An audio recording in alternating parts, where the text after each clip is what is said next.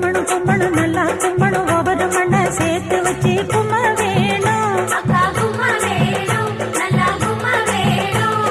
தேய்க்கணும் தேய்க்கணும் நல்லா தேய்க்கணும் சோப்பு போட்டு அழுக்கு போக தேய்க்க வேணும்.